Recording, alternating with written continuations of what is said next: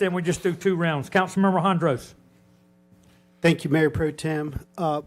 Chief, would it, or Attorney White, would it be accurate statement to say if this policy moves forward, then the police wouldn't need probable cause to stop a young person, whether they were a juvenile or whether they're in their young 20s that looked like they were juveniles? I mean, in essence, this would serve as probable cause, correct?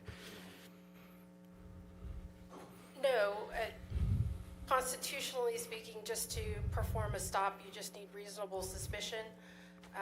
The ordinance itself doesn't give probable cause, just like a criminal statute doesn't give it. So it gives reasonable suspicion then? Yes. Okay. Because I'm just thinking back, and I've lived here my whole life, and I can't tell you how, your experience or anyone else's experience in Fayetteville. 17-year-old Dino Hondros in Fayetteville worked Friday, Saturday night till 11:30. So 11:30 to 12, I'm driving home. A lot of times, we went to the gym. It was open 24 hours after work.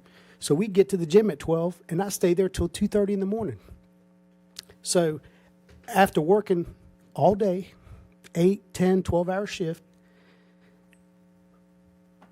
to raise money, paying taxes on that income, haven't bothered anybody, minding my own business, heading to the gym, I could get stopped. Leaving the gym on my way home, again, not bothering anybody, grounds to be stopped. And I just think of me in a younger, previous time. And I'm not speeding. I didn't run a stop sign, didn't run a red light, but I'm stopped because I look young. I'm not going to be the happiest person with that officer. So my fear is we're creating situations, we're creating potential for situations instead of de-escalating to escalate, because I'm irritated, the officer comes up, and it's like you're asking for papers, license and registration, and then why are you out? Because you're not 18. So what am I going to have, a letter from my mother or my employer saying, well, he has a job so he could be out? And it sounds like communist Russia or Nazi Germany to me. I mean, it's just crazy. Thank you, Councilmember Hondros. I wasn't finished, but okay. I gave you 2.5 minutes. Councilmember Hare, and then let's wrap it up. So don't want to go to round 3. I can tell you this, if there's an infant child walking around, it's obvious. But when we have groups of individuals walking around, okay, and I think that's what I'm asking for is an ordinance to help me identify the ability to get out.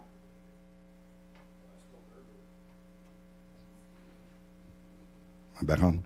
As I spoke earlier, what age do I get credit for looking out for the best interest of the child? When does that transfer over to I'm trying to violate that individual's rights?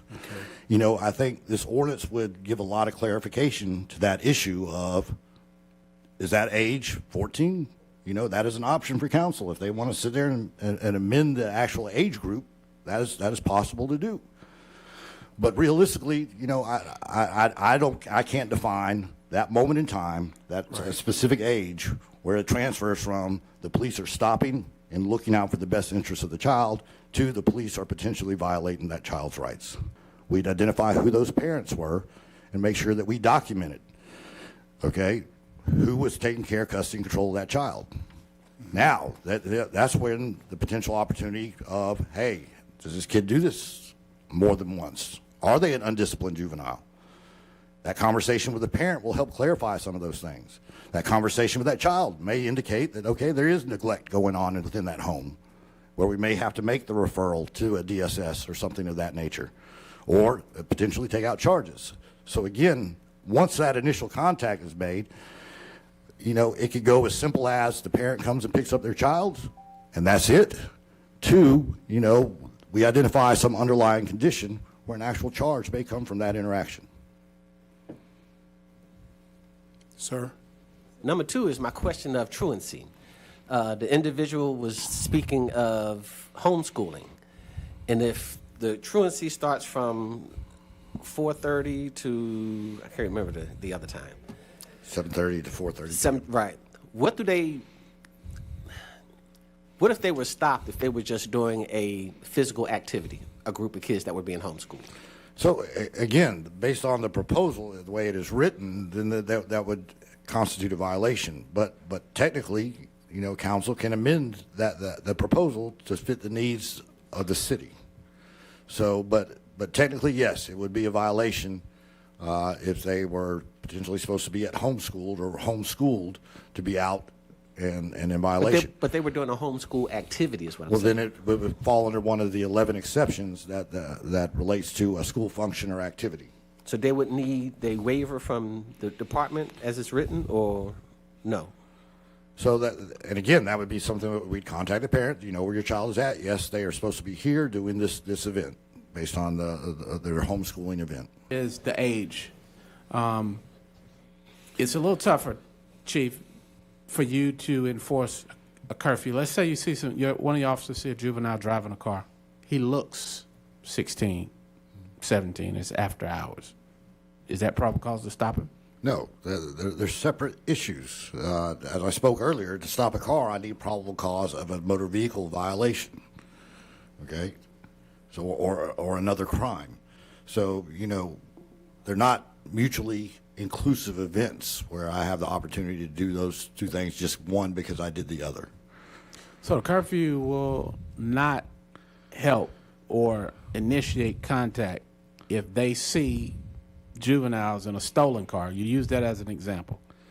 Okay? So again, the commission of a crime, you can stop someone regardless of what age they are, right? You run a tag, the car's stolen, you can pull in behind it. correct. But if you see a group of juveniles with the implementation of this curfew, are you saying your officers cannot use that as a basis to pull them over? Not a simple mere observation and assumption of an age. No. So Constitutionally speaking, just to perform a stop, you just need reasonable suspicion. The ordinance itself doesn't give probable cause, just like a criminal statute doesn't give it. So it gives reasonable suspicion then? Yes. Okay. the difference with me walking down the street, how does that apply? The mere assumption of my age. Well, because number one, there has to be that basis for the actual stop of a motor vehicle. I have to have that reasonable suspicion, probable cause. Okay, the curfew ordinance, and contrary to popular belief, it's hard to tell how old somebody is, let alone the race or the sex of the individual who's driving the car.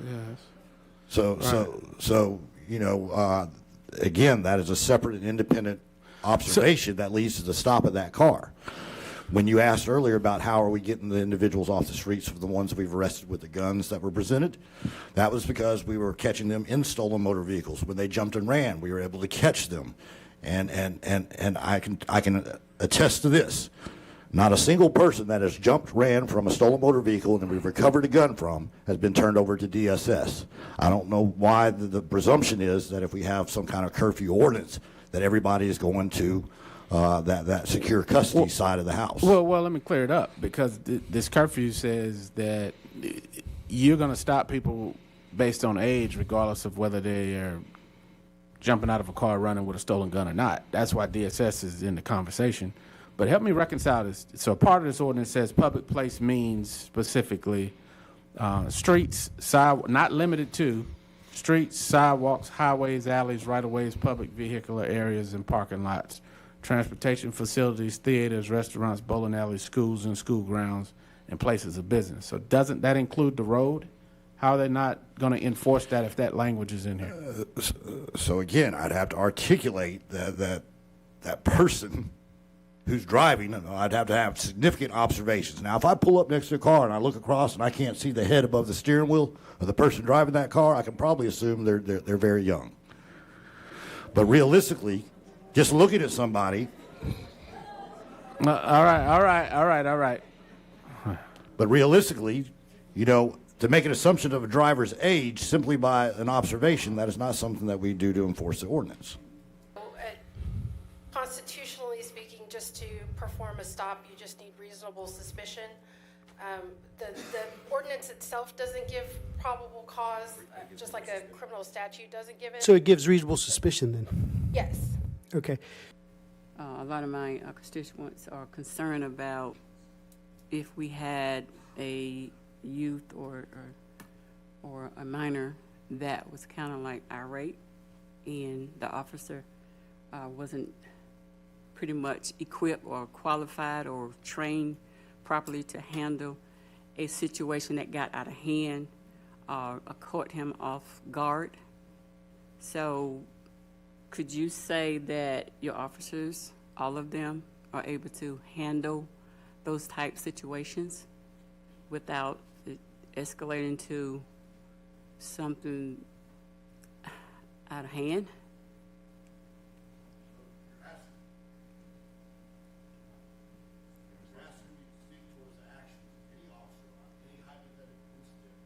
They were, excuse me, to speak towards what hypothetically an officer may do or may not do without any definitive, types of force, types of options.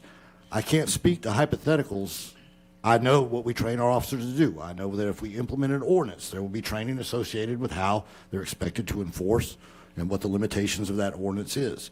We train yearly on use of force. We train yearly on de-escalation techniques. Okay? So I would say that based on the training that we give our officers, that I would hope that they would perform in a reasonable manner. For officers who don't, we have body-worn cameras, we have in-car cameras, we have all kinds of cameras to monitor their activities when they have encounters with individuals to ensure that they're acting reasonably and responsibly.